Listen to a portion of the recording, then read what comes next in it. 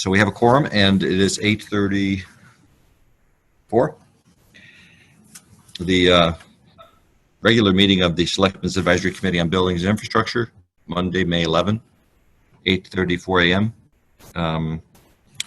I think we're going to reorder the agenda.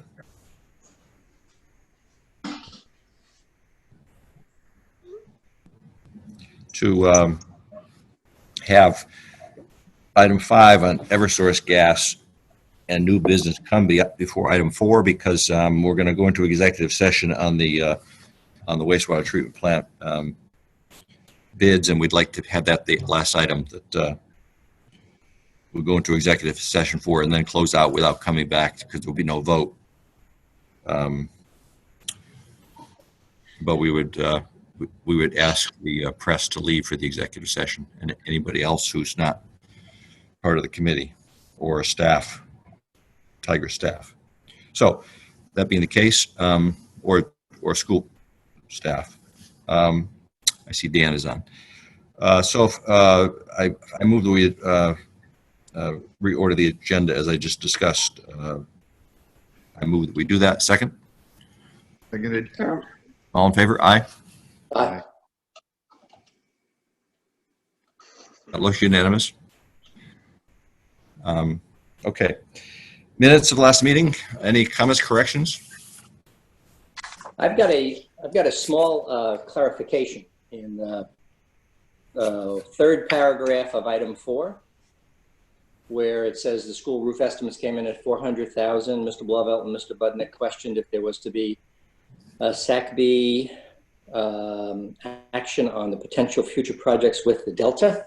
I don't think that's exactly what we meant. It might have been what we said. But really, what we're just saying is if the SACB role in reviewing future BOV projects, and if so, the committee would need greater lead time to adequately examine such projects. And I can send that proposed wording to whomever you tell me. Well, send it to me, and we can make that change. The point being that the SACS CHP project, or the SACS solar project, is several months down the road, and a condition precedent to that is a roof reallocation by the Board of Finance, which would have to be done, not going to be done tonight, so it's going to be done in June. So we have time to accommodate that. Any other changes in the minutes? I have a motion. Penny, motion to approve the minutes? So moved. Second? Second. All in favor? Okay, the minutes are approved as amended by George. Comments from the public. I don't see anybody from the public. Actually, how are we doing this? I guess we're doing, how are we doing comments? We're supposed to ask for email comments, I guess. That's become an issue as to making sure that we always have a mechanism for public comment. But I don't see anybody who's asked, so I guess we'll move on to item 3, purchasing procurement policy review. Now, Tiger had sent that out, and just to give a little background here, historically the town has had a purchasing procurement policy, purchasing procurement guidance from the finance department.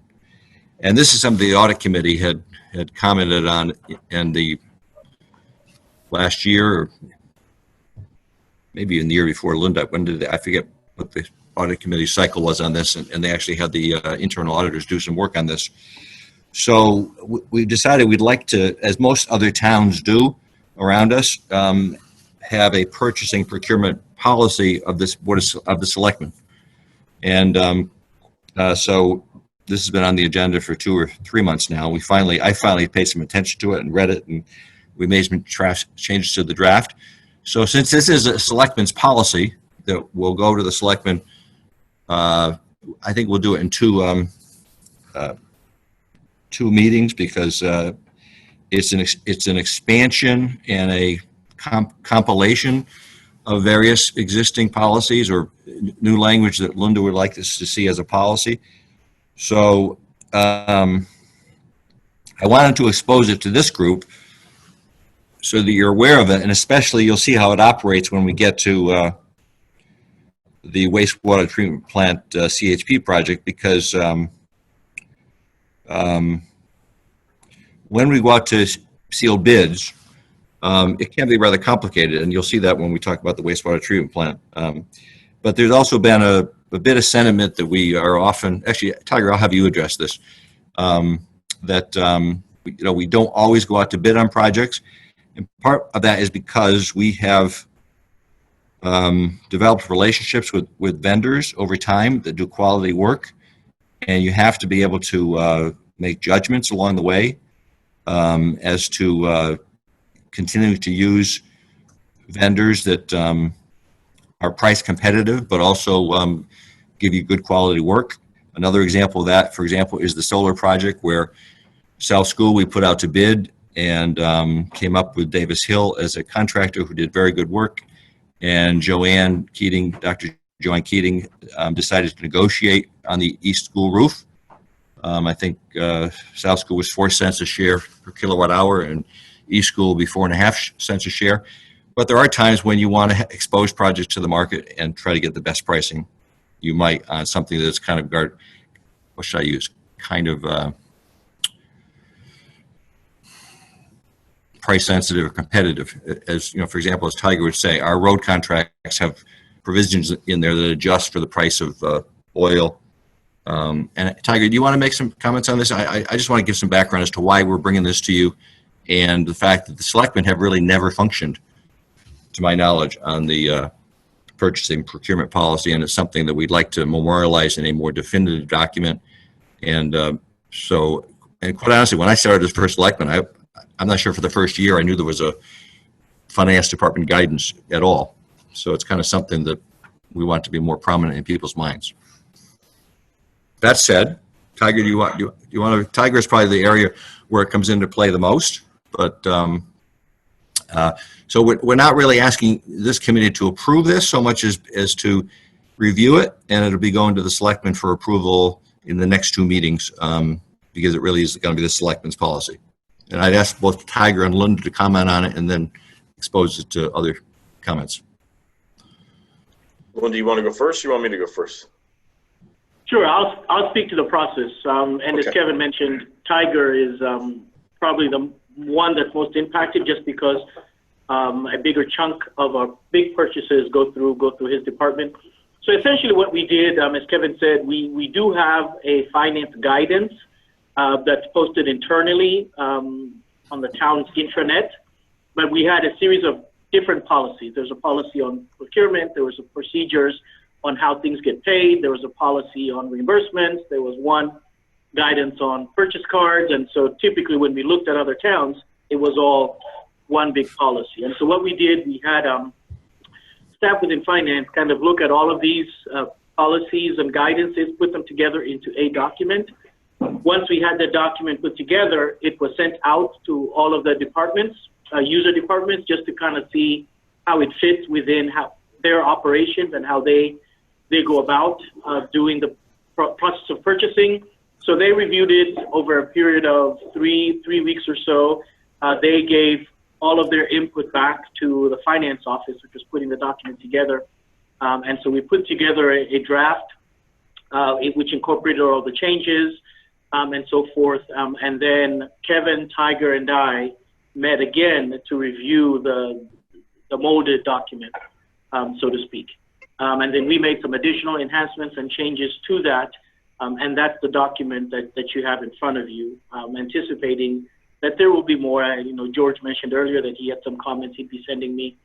But if you have any comments or anything that you see, we'd be happy to take those in, and we'll consider those again before we get it to the board of selectmen. And so we're really looking for that another set of eyes to kind of look through it and give us input or suggestions. That's as far as process is concerned. As Kevin mentioned, it was pointed out by our auditors that yes, we do have a guidance which kind of gives instructions on how to go about it, but the audit said that this function should be a policy approved by the Board of Selectmen, just like any other town policy is, and that becomes our guidance in how we go about it. So with that background, I'll toss it to Tiger. Tiger, I would know also that I didn't know it was a guidance because for the first 9 months, I didn't know we had an intranet. And no one gives the first selectman a introduction to what you're supposed to know that you'd give to an employee. So anyway, we do have an intranet that has a lot of information on it. Sorry about that, Kevin. That was my fault, but yeah. I know, I'm still laughing at that one too, but. No, the story is I said this to Tom Stadler one day, how do you find this information? He said, well, it's right here. And I said, what are you looking at? This is like August of 2018. And he says, well, that's the intranet. I said, what's the intranet? So anyway, we have a lot of information available if you know where to find it. Well, as Linda mentioned, the original document was guidance, and there was some differences of opinion as to what constituted, so we had, to give you an example, was a contract for under $5,000, right? So if we brought a quote of $5,000 to this first selectman, he technically couldn't sign it, but one of $4,999 we could. And everyone would bring a quote of $5,000, and then do we have them sign it? Do we not have them sign it? Things of that nature. So we felt it was best to kind of codify everything, take a look at the limits of them, given the fact that over time, things now cost more money, and to give us overall guidance as to what our purchasing would be, and how many quotes would be necessary or required, and then when do we go out for a competitive bid, and if we have a situation whereby we've got a great contractor with a great price, what's the protocol to then continue with that relationship instead of going back out to bid. We've had situations whereby we've had a great contractor in, he's given us a quote for, say, $9,000 to do some additional work, or actually we'll say $6,000 for additional work. We said $6,000, we got to go out to get quotes. We go out and get 3 quotes. His quote comes in at $9,000, but he's still the low, 9, 11, and 14. We said, well, wait a minute. You told us $6,000. He says, well, now I had to bid it. He said, no. You're going to give us the one at 6. He's like, but you asked me to bid it. So I bid it. It's at 9, right? So we've had those situations as well. So we're trying to kind of circle it all together and then give us a way to keep the good relationships current and working forward. And then if we have situations whereby a contractor might be doing the work that he's supposed to do, but he is right at the specification level. The specification reads 80%, he's at 81%. We've got other guys at 93, 94, say, and he might be fitting the letter of the law, but he's not necessarily fitting the letter of the law, as far as it goes. And he's wind up costing us either time or money or both. So we wanted to have an avenue to do that as well, because we have neighboring towns. Greenwich specifically writes into their contract that every bid can be continued for up to 5 years, say on a paving structure, whereby the percentages are already built into the contract. Contractor writes them in, and then you have the right, and the contractor has the right to continue that contract as years go on, and the numbers are already spelled out in the original contract. And again, if you have a good contractor, a lot of times a good contractor is going to save you money versus cost you money. So that's really where we're at. So the original policy had lower limits, or the original guidance had lower limits on a number of those things, and we look to raise those slightly just to get us in tune with those original guidelines were written 6, 10, 12 years ago. The numbers are completely different now, just inflation-wise. So if you look through it, I'm certain I can comment on each section if you have questions. So we didn't give you a lot of time to read it, but again, I wanted you to be aware of it in the context of how we do look at some projects. Another example is with our cleaning contractors. Bill, we had cleaning contractors, and there's a lot of cleaning contractors out there who will come and bid on projects. But when Bill hadn't been out for a while, like 3 years or something, and sometimes you're better off negotiating, and we went out to bid and the bids were higher, and we probably would have done better to stick with our existing cleaners and not, the example Tiger gave. I mean, they once you put it out to bid, you got to go with the bids, and you're probably sometimes better off negotiating. So it's a world, as people anyway, in a town like New Canaan, just like in your own home, when you get bids, you want quality work, and you don't want someone from someplace coming with a low bid, and then you're not satisfied with the quality. So, We like to have contractors that are vested in the town or with the town, we should say. We've had situations where they come down from Hartford. It's a fly-by-night, one shot, and you pay for that. You wind up paying for that versus getting the contractor that's here, that his name is on the product, so he's working in the area. So when people say, "Oh, who did that work?" you can say it, and then they're gonna compare it. So he knows that he's this is his bread and butter. This area, Fairfield County, or the towns in our surrounding areas. So that's what we would rather prefer. So that said, we're going to bring it to the selectmen next Tuesday, and then vote on it in June. We'll probably be into June by then. But anybody who has any comments, we welcome them, and or questions, talk to Linda, talk to Tiger, and give your input directly to them, so we can consider it at the Board of Selectmen meetings. So that's. Anybody have any thoughts or comments that they'd like to make? So I had a question. So I was it looks like, with the Board of Ed, we buy a lot of things that are off the state contract. And I think Joanne could expand, but I think sometimes it's just the Connecticut contract. Sometimes it's a more regional contract group. And so it looks like there's one line in here talking about in the purchasing overview section that says the requirements of competitive bidding shall not extend to contracts for personal or professional services, which I certainly agree with, or state contract pricing. So is that broad enough, Joanne, do you think? I mean, I think we sometimes have some regional contracts that we buy off of. And I don't We have a section in There there is a that says section in there. regional about because we do that as well. We buy from a consortium, the NJPA, which has now changed its name, but the National Joint Powers Alliance. There's a bunch of ones that we've purchased off of. But so it should be, you're correct, but I think there's a section in there that says that it's regionalized. Okay, and so I'll go through it again then and email or give you a call with any comments. But just to clarify, in case I've missed it, with respect to the Board of Ed, this is excluding the Board of Ed from this policy? Yeah, you have your own policies. Right, we have our own policy. So I just wanted to that's Yeah. what it says in the third paragraph. So I just wanted to confirm that. Yeah, I'm not sure whether the audit committee talked to Dr. Letsy and Joanne as well about yours, but again, since we didn't have board-approved policies, we only had guidance in the finance department. We wanted to change our practice. Yeah, okay, that sounds good. I just wanted to clarify that. I think this is I'll send on any other comments, but thanks for all the work that you guys have done on this. Tiger, I sent you an email. I've got 25 or 30 edits to the document, and maybe the best would be to simply put them into a Word document, edit your Word document and send it to you as an edited Word document that you can.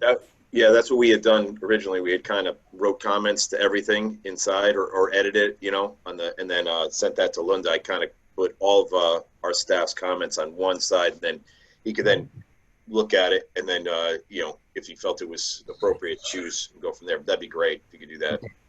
I'll work on that this morning. And we know that God is with a capital G, so we're good. I won't mention that one. Yeah. It's okay. That's okay. Where's God in the document? Excuse me? Acts of God. Yeah. So has the audit committee taken a look at this draft, or is Actually, that's a fair point, Linda. Linda? No, this is the first non-staff committee to have taken a look at it. So I think George, that's a fair point. We will run it by the audit committee. I'm not sure when their next meeting is, but they're meeting again in April, but they're good at reviewing documents online. April? Oh, this is May. Okay. They're meeting in June, just before the end of the year, I believe, before we engage the audit, just to kind of go over game plan for the audit. That's a fair point. After we get all our comments from here and we expose it next Tuesday to the selectmen, we'll send it to the audit committee in the form that it's in, and then vote on it after the audit committee has a chance to react. Good catch, George. And Kevin, do you think should the policy explicitly include the public-private partnerships, or do you think that as soon as the money goes in under control of the town, the existing policies will be okay? I think Tiger can address it. I think the existing policies govern. I think, Actually, yeah. It's more a question of just the public-private becomes more of the handoff, so to speak. You know, it's really it's more of a people thing than a purchasing thing. It's more, you know, that whole working the project or managing the project as it gets handed off from one to the other, because there's a sense of ownership, which at times can be difficult. Okay. Okay, with that, I think we'll go on to jump over to Eversource Gas Projects update, and then we'll come back to item 4. Tiger, why don't you start, and I'll make some comments after you.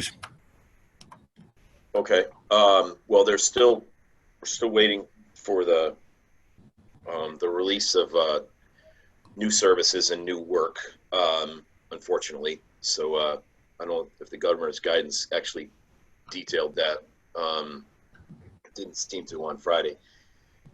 They are working on 123. We've asked them to take a look at a revised look at our downtown area. Kevin's been very good at giving them areas that we feel are expanding and where people want the gas or businesses want the gas, specifically Upper Elm Street, Grove Street, Pine Street, Locust Avenue, heading all the way down to Forest, and then possibly going down to Cherry Cross and Beatty.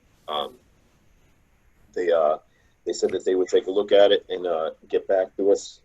They still have their staff working on it, but we are still somewhat in a holding pattern as we move forward.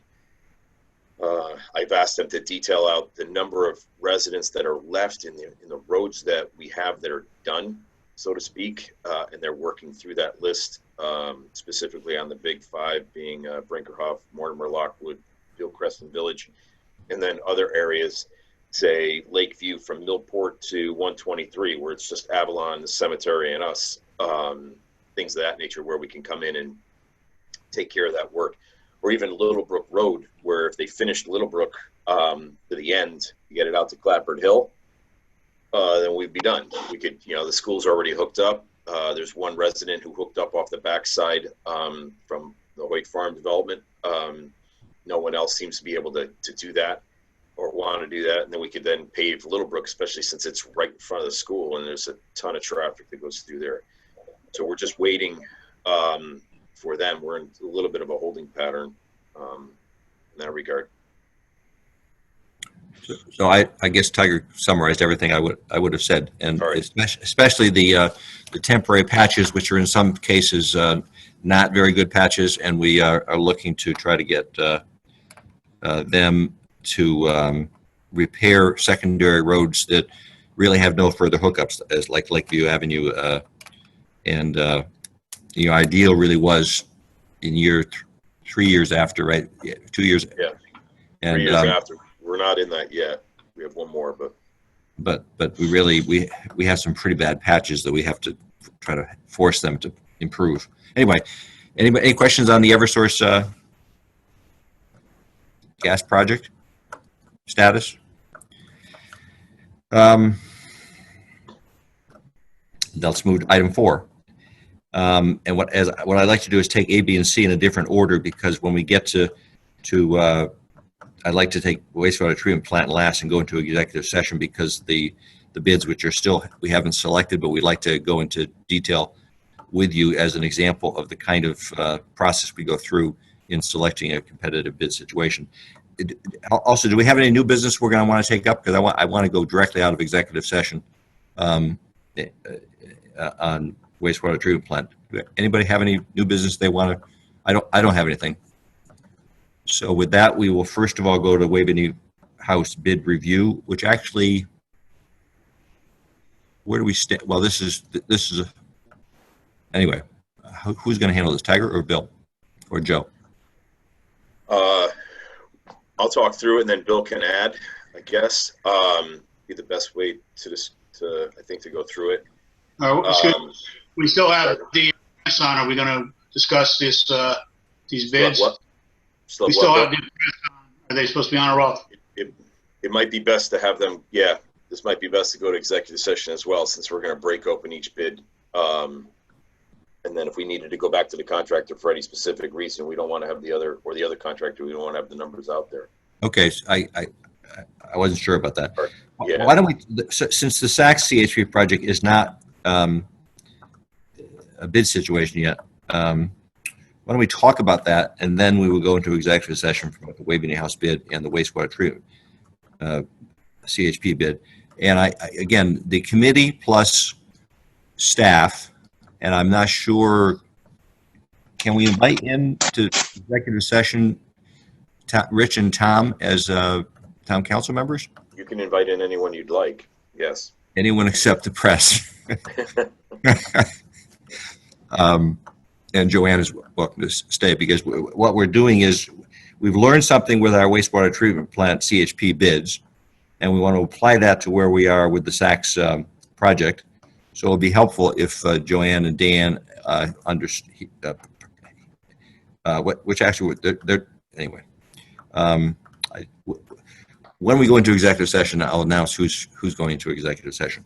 So let's talk about the Saks CHP project, which is in an early stage because it's well.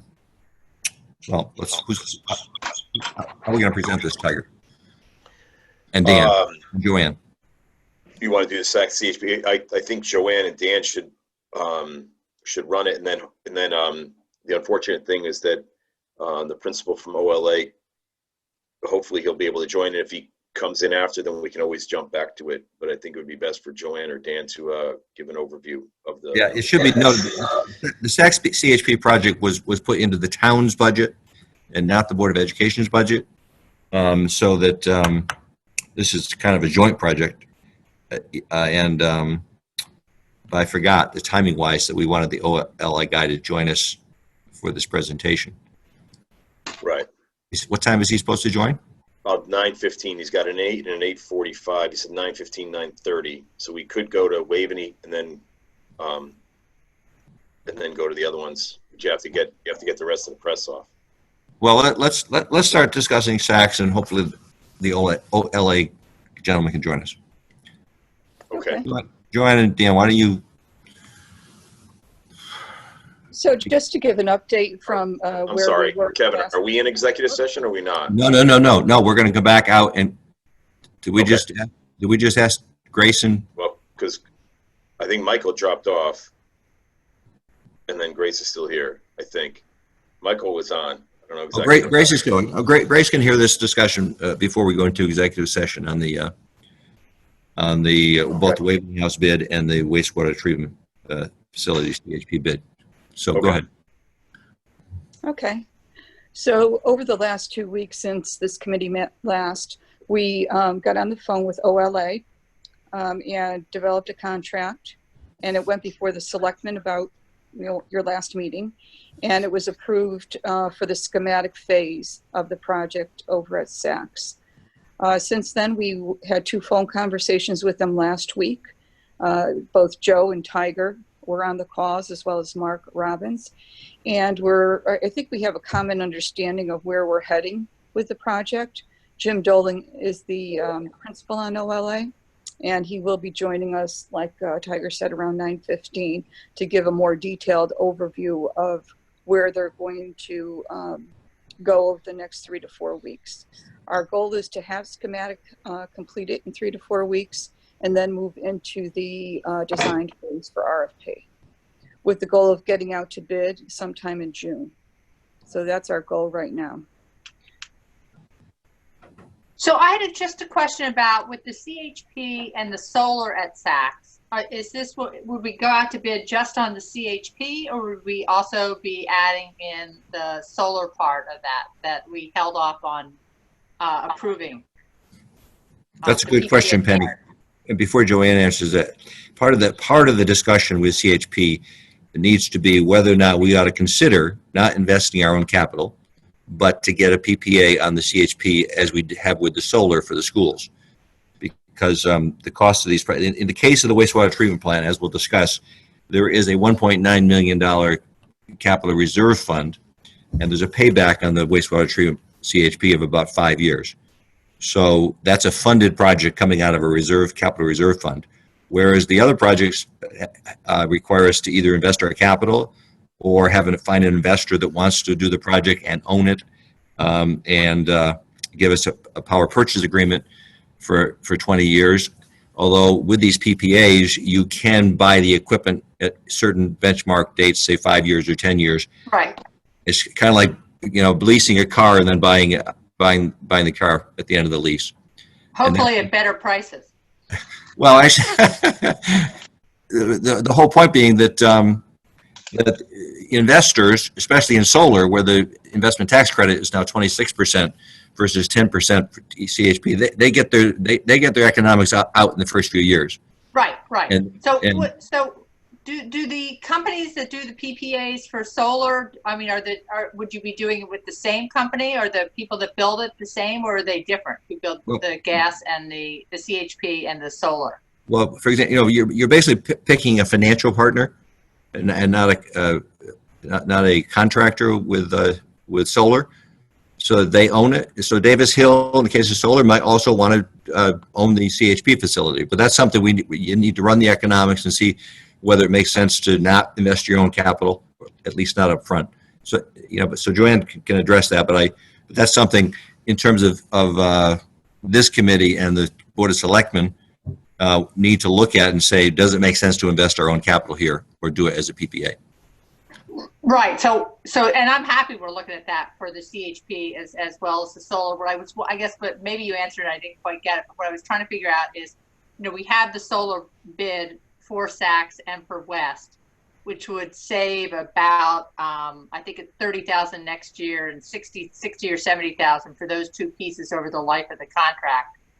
And so I was just wondering, when we go out to bid on the CHP, are we including a new section of it for the solar, or how are we going to? So those are fairly. Okay, you're raising another point which I'd like to address. As I've said before, if you go out with a small project, you're going to get certain economics. If you go out with a package of projects, you're likely to get better economics. So what we'd like to do, the selectmen have approved the PPA and the roof for East School, and the PPA 4.5 cents a share. The other schools were higher, and we've talked to Waveney Care Center. Mark's been working with both the YMCA and the Waveney Care Center for the past year with respect to both solar and CHP, and we have the go-ahead from Waveney Care Center to include their solar projects in a combined town RFP, and we think the YMCA will be joining as well. If we go out with and Mark can address this better than I can in terms of the overall package, but if we go out with a larger package, maybe we can do better than 6 cents a share for West School or whichever the Davis Hill is negotiating, because one, Davis Hill may put a better pencil to it if they have competition, and we may get a better overall package for everyone. Mark, have I phrased that correctly? Yes, that's good. Yep. So Mark, can you give us an idea about what the improvement is that you think you're going to see? I mean, I just want to be able to sort of analyze where we are now and what we might be getting, because we had, and then do what's in the best interest of the town and what your timing is for going out on Waveney Care and YMCA. Because the finances on this are sort of close, and so if we don't do the PPAs for West and Saks this year, that's 30,000 off the top, and then the ZRECs go down. So are there ZRECs for Waveney Care and YMCA as well, and have those been applied for? Where does that whole process stand? Mm-hmm. Yeah, that's a good question. So if you can hear me, so the concept is on the solar, aggregating the purchase. So the savings is really in aggregating the purchasing of the material. So the closer we could get to 1 megawatt of aggregation, we could both drive down the price of the panels, which are interestingly starting to drop. Panels are just one component.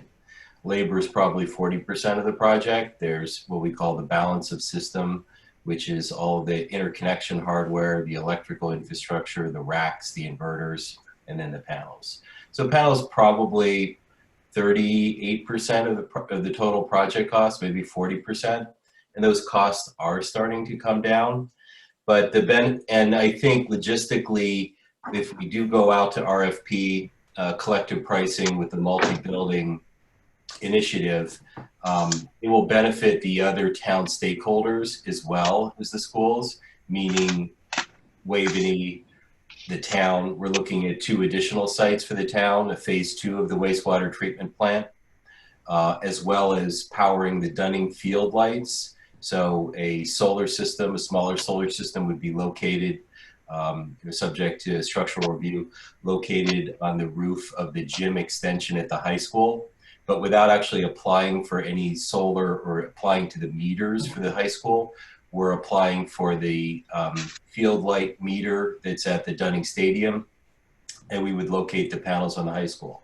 So there would be 2, there would be the high school Dunning Field plus the wastewater treatment plant phase 2, plus Waveney Life Care. They have 2 facilities, and the YMCA has 2 roofs for the swimming pools, the old and the new pool. We do have Z-Recs. We have a medium and a small Z-Rec already for the Waveney Care, and we're applying for the other small Z-Recs, which are on a rolling basis. So they're something that we can put into the RFP now. The small Z-Recs, 100 kW or less, they're on a rolling basis. It's a 3-week turnaround. So that's not something we have to bid and hope we get like the mediums. So what I'm saying is that the Z-Recs we don't have right now that we are applying for are pro forma, and they will be released to us because they are undersubscribed now.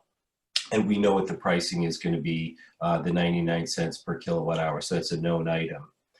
The timing, frankly, I think we would roll up as much as we can, secure competitive contracts, and then logistically release them. For example, perhaps you could do East and West School this summer.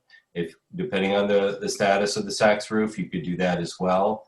And we can roll through the other projects subject to roof conditions this year and next summer. So I'm looking at sort of a 12-month deployment of solar. The real savings is if we can sort of drop ship 800 or a megawatt of solar in one location for distribution to the different entities. And the idea is that each entity, each counterparty would sign their own agreement. So I guess what I don't, so that might be the timing, but in terms, so when would the RFP, when are you thinking that the RFP would go out? I think the East, we're doing the PPA, that was approved. So that would be out of this bundle, as I understand it. But we still are looking for the schools at West and Saks. So what's your timing on, when this committee would, or whoever has to look at it, would have the, would go out to bid, so we see if we can get a better price on what we have already, or a better price all bundled together for the town. Yeah, Penny, this is something we started last October with Joanne and Dr. Lutzy about trying to coordinate these projects. So I think if we can get out to the market in June, that we still have a shot at getting West and right.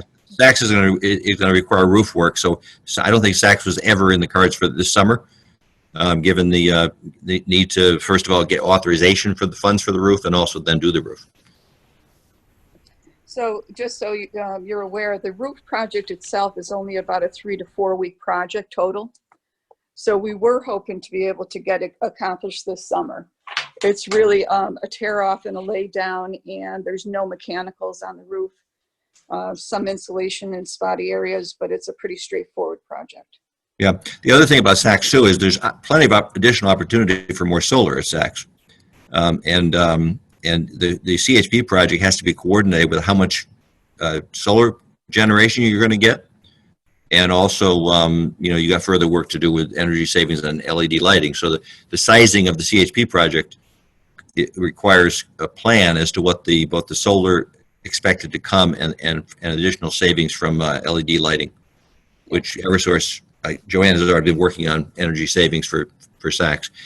So, Saks uses $1.7 million kilowatt hours a year, as does the wastewater treatment plant.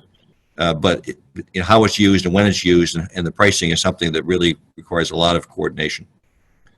All right, so is that something we have OLA looking at for us now with the solar as what we might be able to get from them? Well, our concern is OLA is oversizing the CHP project right now, and that's what we'd like to look at. Well, we don't know. We're still in the schematic phases. I think there was a lot of pressing on OLA last week to give a high level, and they did it very reluctantly. We have to go through schematic design before we determine the exact size of the CHP. And that was our agreement with OLA when we kind of put their feet to the fire and said, give us an answer. So I think we have to go through the process with the schematic design. They are aware of all of the solar project, the LED projects. We had just closed out a significant LOA with Eversource last year, which had 8 different measures that we completed. So there's a lot of things that just need to be documented and reviewed before we start jumping to conclusions. But I just would like to support Penny's comments here is that we do have an opportunity to save money with the solar. And so delaying that really does not make sense for the schools. If we, if the choice is to go out to bid, that's fine. But, getting it together as soon as possible with the other partners is very important to us. But that's why, again, we started this process back in October trying to coordinate. And I think we need to, for example, one of the questions I have, when we get into the wastewater treatment plant, one of the bids is for 175 kW unit at wastewater treatment plant. The wastewater treatment plant uses 1.7 million kilowatts a year, and we have one 75 kilowatt machine at the wastewater treatment plant, and Stacks is talking about 6 75 kW machines, which doesn't make a lot of sense to me or to Mark. So, and I think that that came from Van Zelm, and as we talked about, I mean, it really is an engineering design decision, but I think OLA came way down from that. So again, we have to go through the schematic design phase before we start to make judgment calls on or decisions on where we go with the project. So that's why we hired OLA. Right, and I'm just thinking on the solar, I'm just trying to figure out, because now we've got other parties involved, we've got the Y, we have Waveney Care Center, it could get complicated. We definitely want to get the best economics, but if the concern is that there be smaller project that has to be bundled together to get a good price, and maybe one of those has to do with the high school and Dunning Stadium and putting the solar units on that new gym, but not so new, it was 2005, I guess. Is that something, you always have to have the engineering done first to have somebody look at the roof and figure out how many panels. And maybe if we could always, if we want to be in the place to take advantage of some of the, the benefits of the solar for West, maybe Saks is more complicated. We could ask Davis Hill to look at that bit for Dunning Stadium. It's all part of the same school, so that's easy that way as well. I just sort of see this floating down a little bit on the solar for this year, and I want to and this is, so I'm pressing it now because I think, we could, if we're not going out to bid for the PPAs for the solar in June, then I think we're losing this window for West. I mean, we could decide that that's what we want to do as a town, but we're giving up sort of a known 30,000 on that for next year. well, again, Penny, we've been trying to get this coordination going since last October. So, and we have a lot of factors at work. We have the PPAs that were acquired, and they begin to lose their value. These are 20-year contracts, so it makes sense to, really look at. I guess what I'd like to know, Mark, like how much do you actually need to get the economies of scale? What do you, how many square feet do you need? Could we just sort of do you have an analysis that would sort of show how this is going to benefit us financially? That's what, how much does the price drop? I I just, you know, because Okay, just well, sort I'd of want say to know so what the, the- I wanted to know what Oh, the yeah. shiny apple is at the end that we're. Oh, that yeah, we're yeah. applying So, for. so my objective is to release the RFP within the next 2 weeks. That's the goal. I'm not sure exactly the protocol or which committees have to review and approve that, but that's what I'm positioned to do. Release And that's the going to be RFP. for which RFP for which facilities? So that's to secure competitive pricing for all of the buildings we just mentioned, being East, Saks, Well, East is already, East, South. I mean, West, Saks, High School Dunning Field, the 2 buildings at the Waverty Care Center, and the wastewater treatment plant phase 2. So and that's potentially the YMCA. If potentially the YMCA, yeah. In terms of pricing, I mean, the goal, I had drafted an RFP this time last year to include pricing on Saks, West School, and East School. And the Board of Ed decided just to move forward with South School only. So actually, I drafted the RFP when we secured the ZREX for the 4 schools a little over a year ago. And the Board of Ed decided to move forward with South School only last time this year. So in terms of pricing, to give you a model or an analogy, there's certainly a lot of moving factors. The ZREX that we secured, ZREX are going down every year, so that is a credit that offsets the price. Think of it as your scholarship. As the scholarship goes down, the net cost goes up.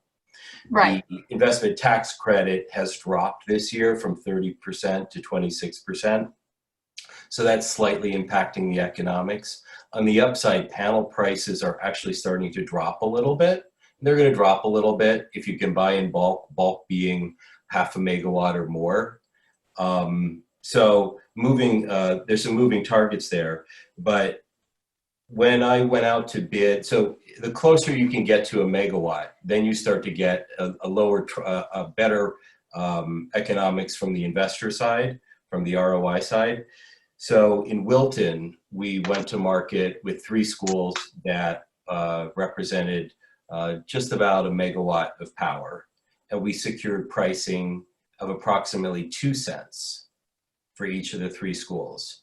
So But that was that was with higher ZREX and. It was a slightly higher ZREX, and that was 2 years ago. Right. But so, I mean, if you're asking for a local Fairfield County, you know, a similar flat roof school profile within the last couple of years, the more we can aggregate, the better we can drive down costs. So when we did the RFP this time last year, and we decided just to put South School in, the pricing was 4 cents approximately, a little more. So Right. So that's a data point, you know, to suggest that the more you can aggregate, the better leverage you have to drive down costs. Right. So your thought is the RFP will go out 2 weeks from now on whatever projects that are ready at that point? Yeah. Or yep. and Yep. when okay, and then what would be the timing then for getting that back and analyzing it? You know, so we could look at what work could be done this summer or early fall. Yeah, I mean the goal, you know, ASAP, and I would say that I think you executed the PPA in July for South School last year. So hopefully we could, you know, be able to execute a PPA in June. And the solar was actually done in September, October last year at South. Right. You know, I talked to Joanne, and Joanne could talk about, we always like to do the projects in the summer. It's a little risky, you know, with their kids in the building. Hopefully there'll be kids in the building, but it did work to get it on. But as a Board of Ed member, I always like to see the heavy work, whatever done in the summer, if we can possibly get it done. If we had to push it off to the fall, I think we could, you know, we had the great contractors that we had, last year. I think it could work. I mean, Joanne, you can feel free to add to that. Sure. I mean, I think that we could make it work, you know, if it does go into the fall. But I think I guess just to back up one step, I'm looking at how this RFP is going to be structured. We have different ZRECs for the different buildings. I mean, ours are $95 a kilowatt. I don't know, I think I heard you say 99 for the smaller Z-Rex. I don't know what Waveney Care has, but as you structure the bid for the economics, would each site have their own Z-Rec and their own pricing associated? I guess I see the value of bundling if we can get a reduced price on the material for the panels. But I do want to make sure that Waveney Care doesn't benefit from the school Z-Rex and vice versa. So how is that going to be structured when you go out to bid? Oh, yeah, good point. That's why I insisted that we have a PPA that's going to be part of the we all agree will be used for everyone, and also that everyone will have their own PPA. Okay. Yeah, And so each building, and the Z-Rexes are meter specific. So Right. so I So, mean, so we're going to get pricing per building, Mark? absolutely. Oh yeah. So it's always that way. Each building is interconnected to a single meter. That pricing is subject to the net metering provisions for that meter plus the available Z-Rex. So so what happens when you go solar? You end up with 3 meters. You end up replacing the utility meter with a 2-way meter. It's called a net meter. It monitors the power coming and going. And then there's a Z-Rec meter, which Pura puts on, which identifies how much energy was produced at that solar system, and that controls the credits.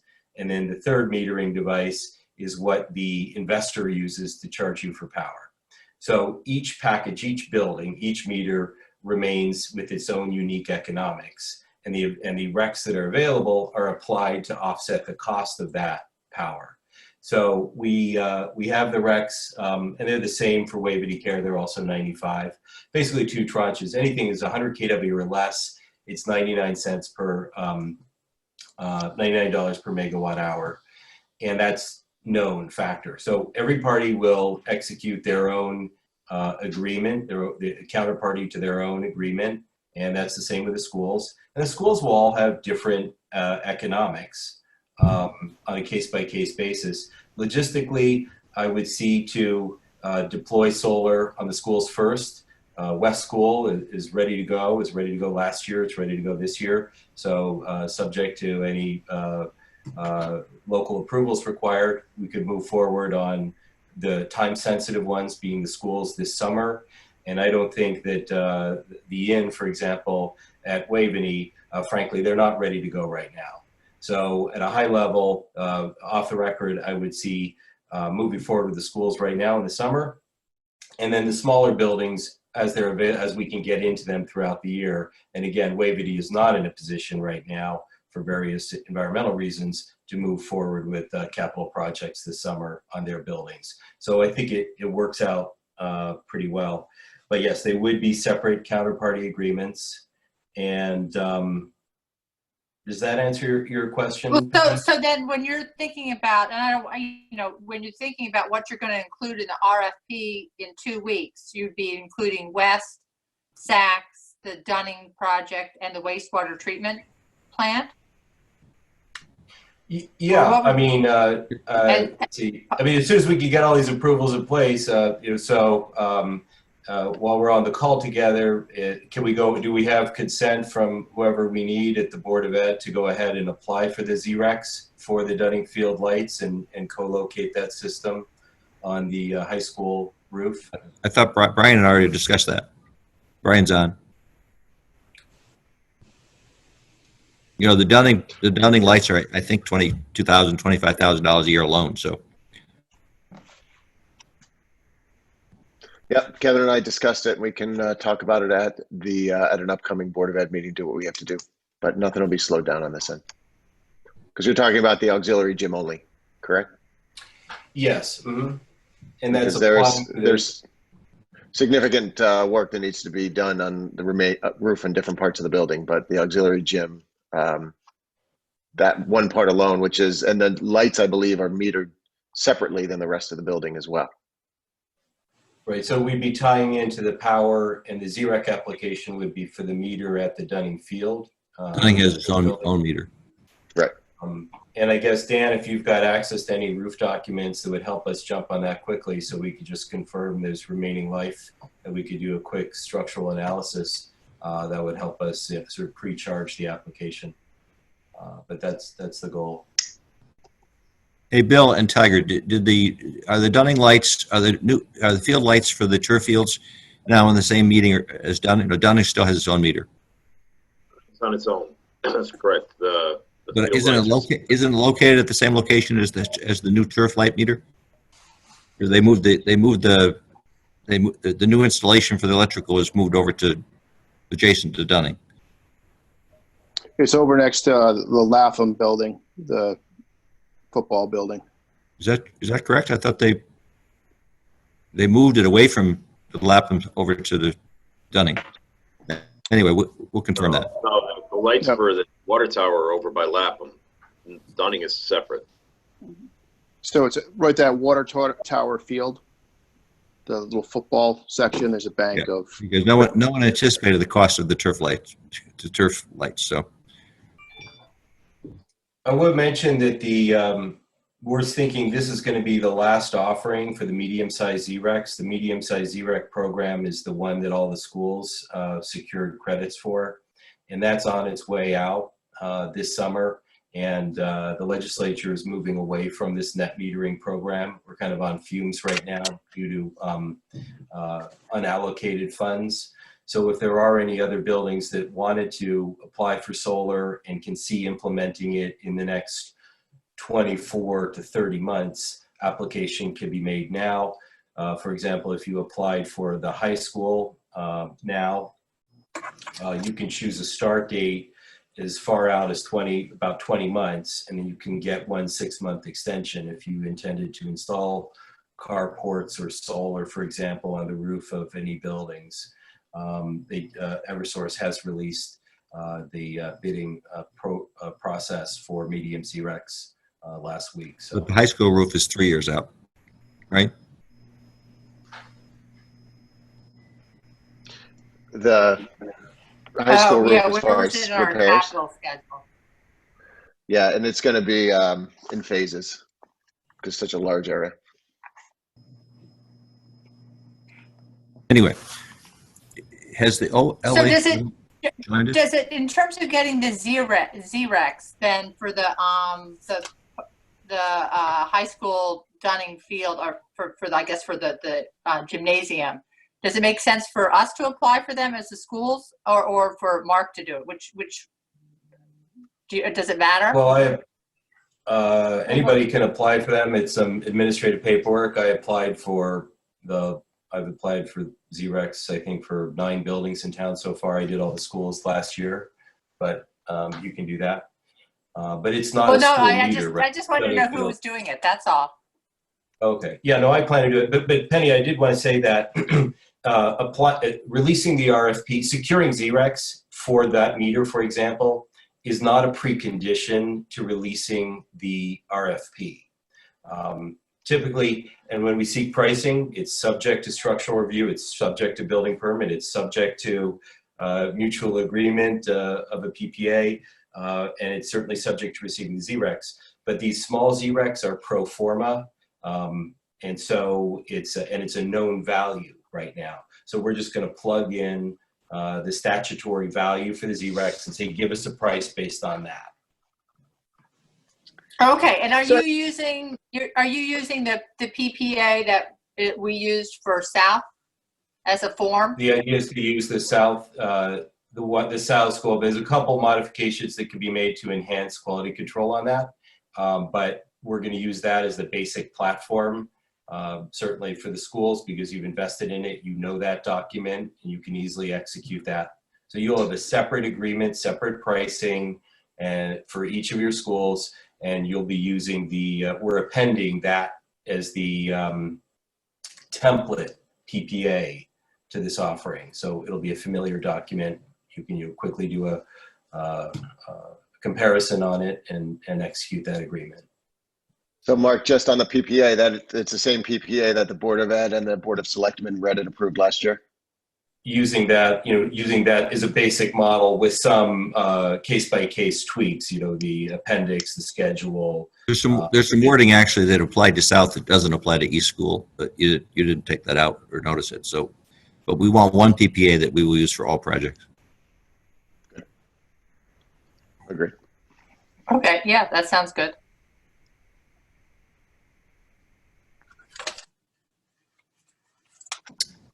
So, all right. So I guess what do we get an update on this on the next meeting in terms of the time? Would we maybe we'd have the bids back from that, or potentially not, or just in terms of the seeing what work is going to get done this summer. Sorry to keep all this high pressure, but I'm just looking at this. I'm just on the Board of Ed timeline. Yeah, I think we, if we don't hit the timeline, we open ourselves up to some criticism from people saying the buildings have been empty for months, and when we bring kids back, you're going to put people on the roof to do work. Why didn't you do it while the buildings were empty? So it's certainly a logical criticism from the community if we can't move quickly.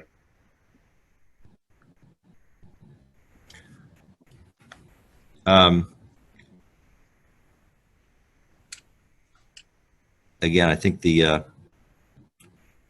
no reason we can't get this done quickly. And also, is the gentleman from OLA going to join us or not? He is. Jim Dolan is on the call right now. Hello, everybody. Okay, can we turn to the Saks project, and then because I've got a hard stop at 10 o'clock, and we have the other project to talk about too. So, could we take 10 minutes to talk about Saks project? Sure. Go ahead, Jim. Yeah, so I guess thank you for having us be part of the project. Where, we've had some discussions and we did some very high level preliminary analysis. So I'll just kind of give you a quick, we basically got released middle of last week. So we did some quick high level check of our numbers, and we're going to be working on the project, looking at about a 4 to 6 week period to deliver a schematic design. Our first steps are to just revisit the appropriate sizing of the system. And so we're doing that work right now. And we're also planning to visit the site and start to just confirm measurements and other information that we may not have. So that'll either probably happen later this week or very early the following. And so we just got some interval data that Dan was able to send over to us. So we're going to confirm sort of your baseline load. So a CHP plant, and feel free to stop me if I'm going over more than, items that you already are familiar with. But we're looking at getting the right size plant to maximize your demand savings while maximizing the amount of heat recovery that you can get. For a combined heat and power plant, the more energy you can recover, the more effective your dollars of investment are. So that's our first step here.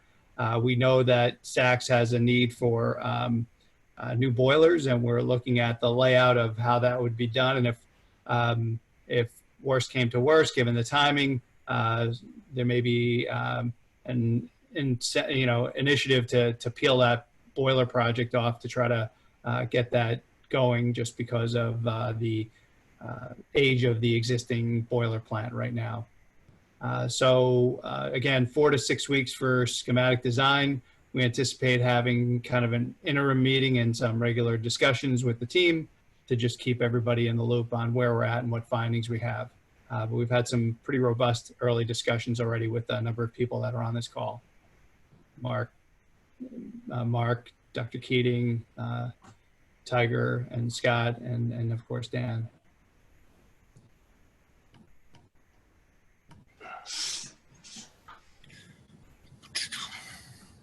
Is there any specific details you'd like me to go into at this point for the team here? Well, as a threshold matter, the budget for the Saks project, including one boiler, is $775, Joanne? Yes. And I guess there was discussion last week that perhaps that's not realistic. So if we're over $1 million or $1.5 million, we no longer have a project. Mm-hmm. So I'm kind of wondering where we are in terms of sizing.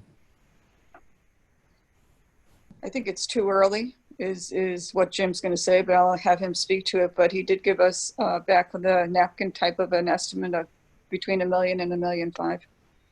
So we're going to have to take a look at that once we get into the schematic to see if the PPA is our only option.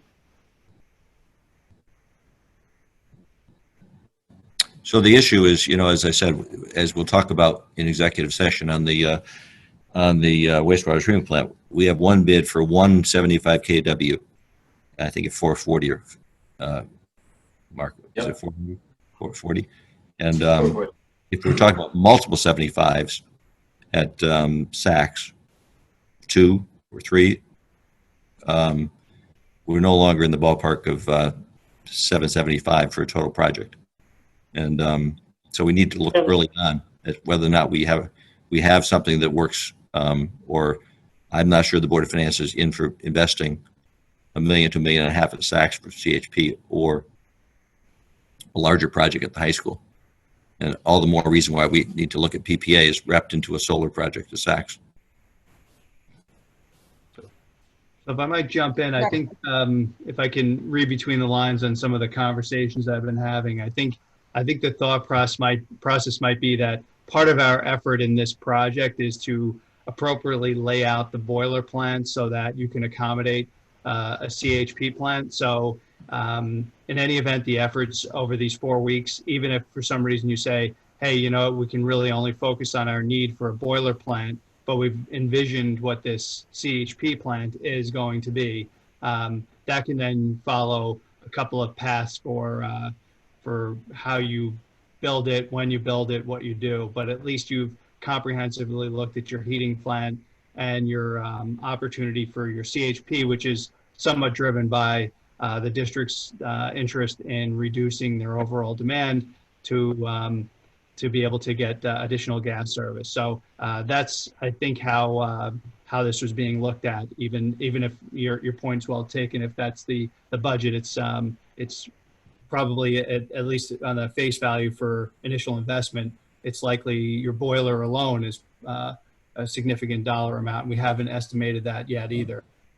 So that was, I think, the thought process was at least get this level of design figured out, and then this way you can take whichever path seems to be the most expeditious. So the boiler is needed, and boiler's probably $100,000, right, of the 775.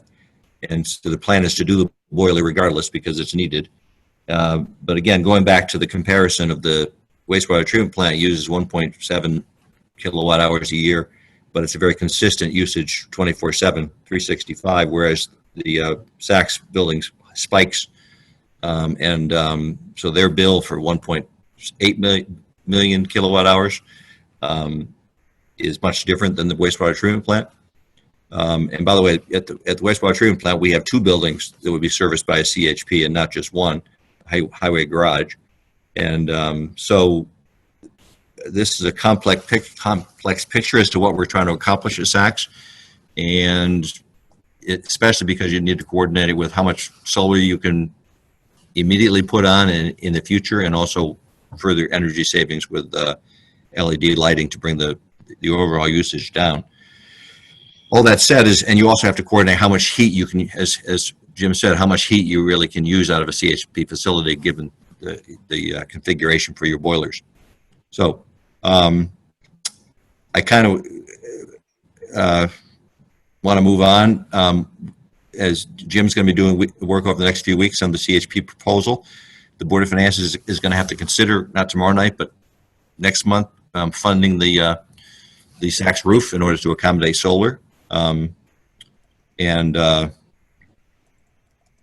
they have time tomorrow night, George, to talk about, at least have a preview of what the cost is going to be for the Saks roof. Yeah, I don't know. We'd have to check and see if we can put it on the agenda. Right. And anybody have any questions about this complex picture for Saks? And then I'd like to go into executive session for the other 2 projects. I just wanted to speak to one item just very quickly, is the just for the base load. I know you mentioned the water treatment plant, and I'm not familiar with the power requirements, but we are going to look at that interval data and make sure that you have that base load accommodated. You at 260,000 square feet, we estimate that you'll at least have 100 kW, probably more of your base load, even with that fluctuating demand. You still typically for a school have a base demand that runs 24/7. So, but we'll get a little bit deeper into that, and we'll know probably early this week exactly where that stands as we churn through the data we got on Friday. So, Another thing to keep in mind, Jim, is we have an emergency generator, SACS, which is a limited emergency generator. Yep. And if you have CHP, you probably can eliminate the emergency generator. But at the wastewater treatment plant, we're required by regulation to still have a diesel-powered emergency generator, even though you have CHP powered by gas. And but that's a future savings in terms of not replacing that emergency generator with SACS. True. Okay. Can we ask Grace to leave, and we'll go into executive session? And I would ask, I guess, all the staff from the town side and Dan, the school side as well, to welcome to stay. And I guess everybody except Grace, and I think Michael left. Okay. And Jim can stay. So I guess we just don't want the press on the. Do you need a motion? I'm sorry. Who's actually controlling the meeting? Tiger, who's controlling the meeting? I think you're. Who's? Your mic on, it's off. I don't know who Pam transferred it over to. She might have transferred it to you. How do I make? I think you are. As NCIT, I think you're the host. Yeah, but how do I make sure that no one else joins us? If you go to security, click security, there should be an option to lock the meeting. Do you see it looks like a shield on the bottom? Lock meeting, yes. Yeah, there you go. Now we're now locked, and I'll move. We go into executive session to talk about the wastewater treatment plant and Kevin, it's kind of, you have two other town council members on that are not on the committee that you have to actually formally invite them on. Okay, well, I would move we go into executive session, and I invite everyone on the call, including all the staff, and including the consultants, and including Tom and Mark joined too. And I think Katrina Parkhill's on. Yes, she is. So everyone who's a visitor, an observer, and is welcome to stay, but as long as the press left. Okay. The reason being, does that include Jim, Kevin? Does that include Jim? Yeah, that's fine. It's just that the bid information is non-public. Yeah, That's so right. So I think Mr. Dolan should probably be asked to leave. Yeah, I think so. Yeah, Jim. How do I? Okay. Everyone. Thanks, Jim. Thanks very much. Thank you, Jim. Bye now. Do I have to relock the meeting? Nope. Well, it's a one-way door. Okay. There you go. I move we go into executive session. Do I have a second? Second. Okay. All in favor? Aye. Okay. Aye. We're now in executive session for both the wastewater treatment plant and the Waveney House bid. I suspect the Waveney House bid is going to take some time. And why don't we quickly talk about the wastewater treatment since we're on that topic right now. And Tiger or Joe or who's going to talk about it? We got Mark walk through the bid. Or Mark, you have 7 minutes. Okay. Well, the Waveney one too, Kevin. We have an extra month before we got to go, right? Yeah. So Waveney, we could push to the next meeting. Right. If we run out of time, so we could, If we run out of time. Better.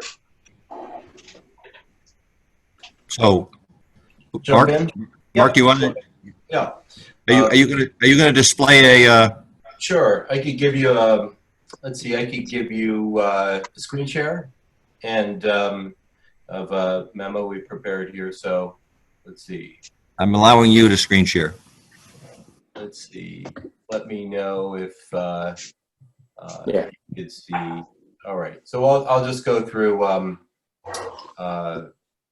You know what? I'm going to start with. So we received 3 bids. I'm going to start with the visual here, and just as a little prompt. So we received 3 qualified bids from general contractors, and it was really interesting because each of them suggested a different piece of equipment And we had a chance to evaluate cost benefit of each of those three at a high level.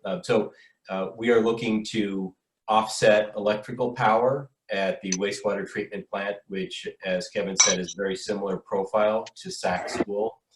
Right now, it's about 1 million kilowatt hours a year. It is a lower cost structure because it's a more steady electrical demand to run all the motors at the treatment plant versus a school where they turn the power on and off throughout the week, and there are different peaks. So we're also looking to recapture the waste heat for heating the buildings. There's no process heat at the treatment plant because it's an aerobic facility, but we are looking to offset principally the thermal load at the DPW garage and supply constant power across the street to the wastewater treatment plant facility. That complex of buildings ties into one electrical meter, so it's easy to feed back. And the trick is to most effectively distribute the heat. We received 3 bids. One was a turbine, most expensive. Nice thing about turbines is they produce high-grade heat, mostly steam, 400 degrees or more. But we don't really have a steam plant here, and neither do the schools. They're all thermal hot water.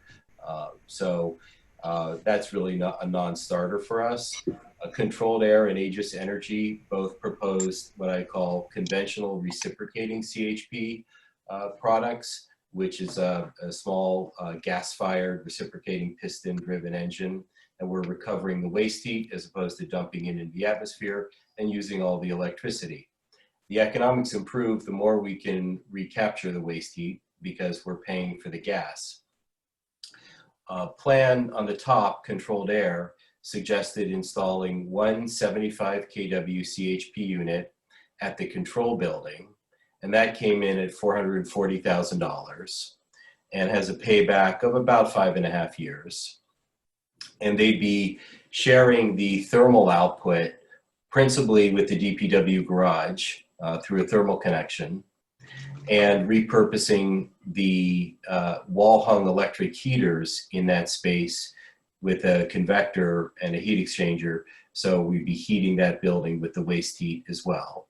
So that was the Controlled Air proposal, was 175 kW unit, prevailing wage pricing, $440,000, ROI approximately 5.5 years.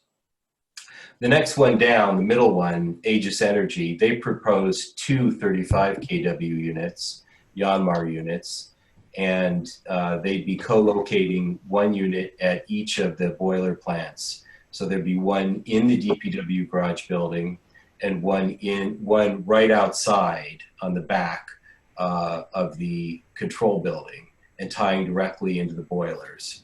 So there's no long thermal connection between buildings, but there are 2 units. And very similar profile, pros and cons.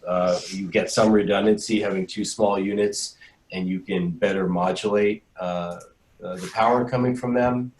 And that was $505,000. Again, turnkey cost. Contractors still have to walk the site, so that is a caveat. We had to do a RFP. The bidder conference was done via Zoom. So we need to get the contractors on site, but we provided extensive due diligence document and shared files for them to price this. And then finally, the NG a system was using a capstone turbine, and that came in very close to $1 million. Low maintenance, it's very quiet. Again, its benefit is it produces high-grade heat, which we really don't have any process need for at the plant. But it was a good opportunity to look at it. Mark, the turbine, Brantford High School, when I visited Brantford High School, they were using turbines, but they have a pool. So the reason you'd use different equipment was based upon what you actually use at the facility, and the need for heat. I mean, obviously, the high school and SACs, to some extent, with boilers, a boiler complex, which is much bigger, has bigger use for heat than the highway garage and the wastewater treatment plant here. Could you go back to the first page of your memo?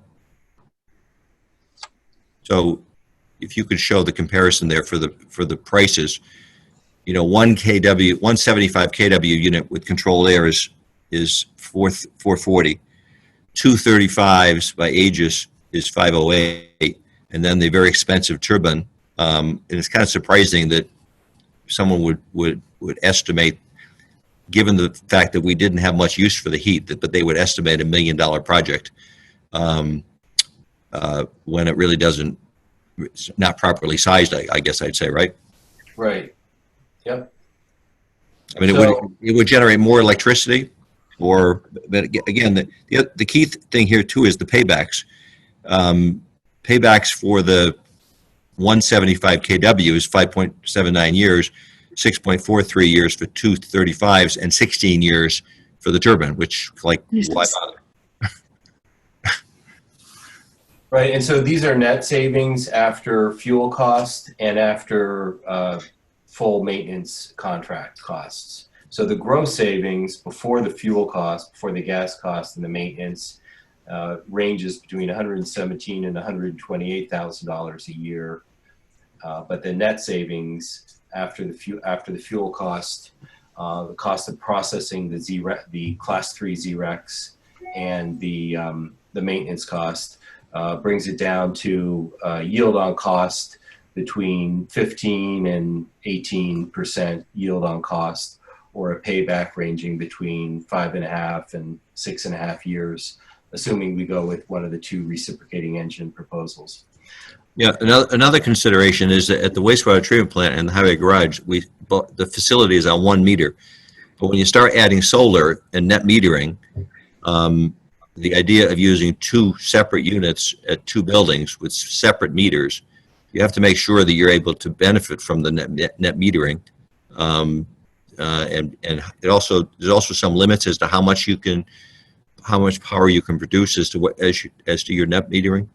Right. So net metering in Connecticut, and because of the load profile of the treatment plant, we don't expect to really enjoy the benefit of the net metering program very often because the load is very consistent. It's unlikely we'll be running the equipment and dumping power back to the grid, but it does preserve flexibility in terms of how you operate or potentially sub-meter the buildings in the future. In Connecticut, you can apply for net metering for CHP as long as you're under 50 kW. So the benefit of the proposal in the middle, Aegis Energy, for $508,000, they're introducing 2 35 kW units, which theoretically we could apply for net metering because those are 35 kW units and the limit is 50. What's happening here is we looked in, and Jim Dolan mentioned the total load profile. So we get the interval data. We look at the peaks and troughs over a 5 or 15 minute interval for a year period. And at the treatment plant, it ranges between a low of about 210 kW to a high of about 250 kW. Since we're installing LED and solar, the solar will have a peak kW of about 100, 125 kW, and 175. So between the solar and so that we're not over peaking, between the solar and the CHP, we're just about 200 kW. So this is a good fit. 175 kW unit is a good fit. You can continue to add CHP to generate more electricity, but you're dumping all of the heat. So the ROI drops away. So the elegance of CHP is that if you want to match it so that you can use all of the heat most of the time along with the electricity. So we think the best fit, and again, we could double down and double the amount of electrical capacity here, but the ROI is going to suffer because we're dumping heat if we go beyond 175 or 235 kW units. Similarly, at Saks, they have a greater thermal demand, but it probably caps out at 150 kW, which would suggest no more than 2 units at Saks. And they have an integrated venting and radiator system. So by keeping it small, it's off the rack, it's a quick install, and this equipment doesn't require any custom venting or any custom cooling towers. These are all separately packaged engines in their own little box. and they're pre-certified from an emissions perspective. So we're looking at most likely, and I need a few more days to just look at some of the interconnection issues with Eversource and have them validate it. We also want to get the contractors on site to do a walkthrough before we take the next step. But we're zeroing in on one of these two, either the 235s, which, by the way, the pricing of doing 235s is very similar to doing 275s. It's probably only 20% more to go from 235s to 275s, especially if they can share the same concrete pad and interconnection. So that would suggest you could probably get away with 275s at a bigger building and be in the 650 kW price point. But we're looking at the first two, and again, the ROI ranges between 5 and a low of 5 years, a high of 7-year payback. But the yield on cost, the cost divided by the net savings, is ranging in the mid-teens, between 15 to 18% yield on investment cost. Okay, Mark, could you go back to or take the memo off the screen? So I'm sorry. So just a question on this. Are you guys looking at a PTA for this, or are you just looking at buying to own? well, again, it's a funded project, and with a 5-year payback, it makes sense to own it. It's funded from a capital reserve that we'll only get the savings, but we'll get the savings for forever. Okay. So and we have manpower. We have the manpower and everything to service it. Yeah, that's why ideally, when we do multiple CHP facilities in town, we would have the same contractor servicing all the units. Although these things are not complex machines, they're basically Chevy engines running constantly. So a big component is the maintenance cost, and if we can aggregate maintenance costs throughout a town or common ownership, it does drive down operating cost. Useful life, assuming robust maintenance contract, 20 to 25 years. And these are designed to maximize the available credits, the class 3 renewable credits. So they'll be separately metered, just like the solar systems, and the gas going to each CHP unit gets its own meter, because it's entitled to effectively a 50% discount on gas costs. Environmental benefits and overall profile, by installing one 75K or 235 kW CHP units at the treatment plant, it's going to be responsible for 38 to 40% of the total electrical and thermal requirements for that facility. And it's going to save the greenhouse gas emissions reduction is about equivalent to taking 60 cars off the road permanently. So because we got different, kind of different systems and suggested, do we, I just don't know how we did this at the Board of Ed, which is, and when I've done the building projects I've done, I always started with an independent engineer telling us what we needed, and then going out to bid with what we determined that we needed. So this was a little bit different. We went out and we got different systems from people. Are there benefits? Should we have a quick independent review from our own engineer to look at what is the best system for the town here? I don't know a lot about, CHP, but I was just sort of concerned that we got different kinds of bids from different people, and I just don't know which would be the best for the town. Well, I think that's why we're hiring Mark, because Mark has had experience, and again, it's interesting. It's interesting. Go ahead. Sorry. Go ahead. It's interesting to have different bidders offering different solutions, then kind of coming up with your own solution, which really requires your whoever you're using to know what they're doing. Again, we're just trying to illustrate too that how you decide to meet the load at the SACs and then in the future at the high school is very much dependent on coordinating how much generation you're getting from solar, how much you otherwise save electricity by other energy saving means like LED lighting, and then what is the best formula given the amount of heat you use at the facility. In the absence of a pool, which the YMCA might have a very different configuration for CHP because they have 2 pools and can use the heat. And the same thing with Waveney Care Center, which has a lot of heat demand for a skilled nursing facility. But again, I've learned a lot from this exercise with the wastewater treatment plant, and I think it's knowledge we can use as we go to other facilities. I guess, Mark, you might have said in the beginning, have Eagle and Control, Aegis, or not Aegis, the 2, the 30, the 75, not Angle, because they seem to be sort of out of it, but the other 2, has either one been out to look at our facility yet? Was there a walkthrough required? Some of them are already familiar, generally, having worked in the community with the buildings, and we provided detailed documents, as-built drawings, and engineering and surveys and video. But it's really based on the load. It's based on the load. So I performed a detailed energy audit, and we developed load profiles and prospective system sizing and cost before we went to RFP. And then we move forward with this design build process, which is efficient and very cost effective. And the goal was to design a permittable, basically off the rack system, not a bespoke or custom system, but something that we knew would be cost effective and have a clearly defined ROI and energy efficiency benefits that I could corroborate.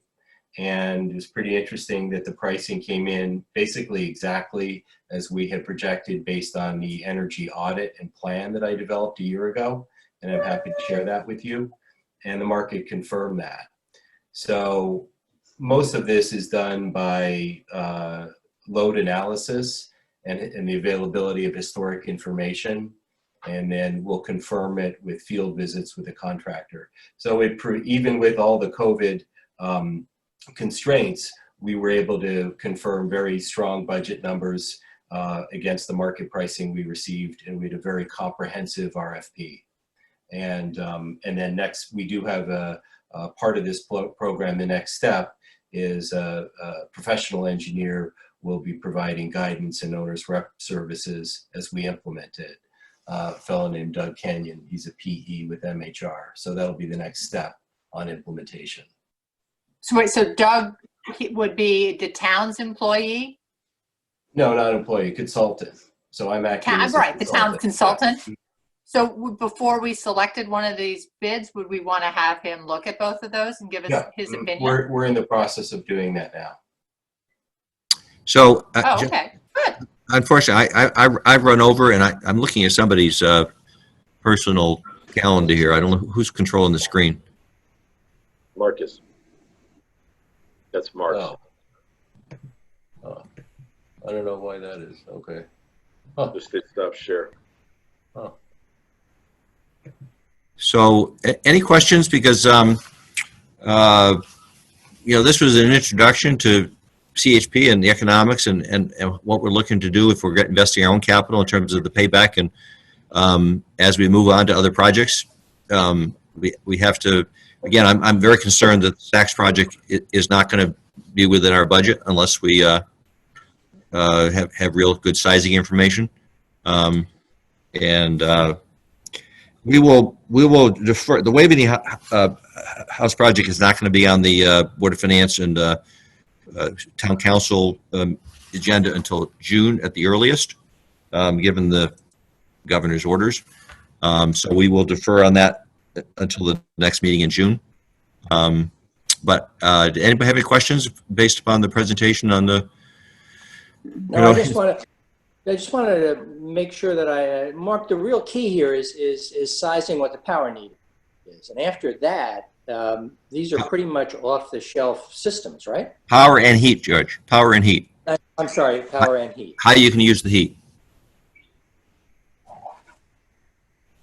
So is that correct, Mark? That the real sharp pencil part of this is in establishing how much of a load it is for the power and heat. And once that's dimensioned, then you just go out for bid for off-the-shelf systems to meet that Is that oversimplifying what we have? No, that's exactly right. The only other piece is, we perform a deep dive energy evaluation to understand the behavior of the building and historical usage, and then identify any current or any near-term efficiency opportunities so that we're right-sizing the equipment, namely phase 1 and phase 2 solar, controls, anything we could see being done, because we don't want to buy too much generation that will be oversized in the future when we go to insulate the building better, or LED lights and so forth. So we kind of right size it, and then we match what's available in the market, so we know that we have a cost-effective, easy maintenance product. Okay. And that's really, so we're trying to drive the economics by matching cost-effective product that we know has a defined ROI against the baseload need, so that we can maintain the economic benefits of the project. Yeah, keep in mind too, Eversource wants us to do these kind of projects, just like, because the cheapest energy you can find is energy saved, and that's why LED lighting, and the second cheapest energy is solar, and then gas, because Eversource is going to generate electricity for us with gas, and for them to bring the gas pipeline into the wastewater treatment and highway garage, to do it for free, they have to have a project that they won't charge us for the delivery to a CHP facility. They only charge you for the product, and we don't have to use them for the product. We can go out to competitively bid the product with other energy providers. But all this has to be coordinated so that we come up with a total package that makes sense.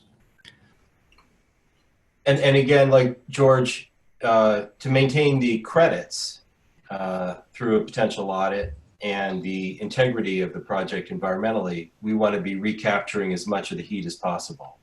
If we're simply running the generator for the electricity, it's an inefficient and expensive generator, and we're dumping heat into the atmosphere. So the goal here was really to right-size the equipment so we're capturing the maximum amount of heat without oversizing the electrical. If you simply want electrical generation, solar. That is the cleanest, cheapest. And the next is CHP. Okay, so with that, if any questions? So, no, if you're going to end the meeting, I just had one question, which is, and maybe it might be off the, maybe if it's outside the scope, then I'll just send you all an email. But on the, for the Board of Finance meeting tomorrow, and the Saks roof, I'm just thinking that, the work of replacing the roof, I just wanted everybody to remember, if we wanted to somehow get that in for next year, I think the roof might have to be replaced. Joanne or Dan could say during the summer. We could put the panels on, in the early fall, but I think we'd have to have the roof replacement part done this summer. So I don't know. But that's why it has to be brought to the June meeting for the Board of Finance to reallocate money. And does that timing, Joanne and Dan, is that fast enough timing? Do we need to bring it tomorrow in some fashion? Well, the sooner the better, of course, but I'm not sure of what the date is for the Board of Finance meeting, if it's early June. Yeah. It's usually the second Tuesday, right? So here's the thing, we do have a spec written up on it. Kim Winchell did the spec on that section of the roof for us. So we are ready to go out to bid as soon as we do get approval. So it'll probably be on the street for 3 weeks or so, and then awarded. So it's possible to get it done in the summer. Would we want to go out to bid now and with it contingent on getting approval? The Board of Finance meeting is June 9. Anyway, I've got to run. If you okay. If I would, why don't you follow up on that, Penny, with Joanne and Tiger and George and Tiger and Lunda. Maybe I'll give Lunda a call. Yeah. Okay. So I move we adjourn. I move we adjourn. All in favor? Aye. Second. Okay. Thank you all. Thank you. Thank you.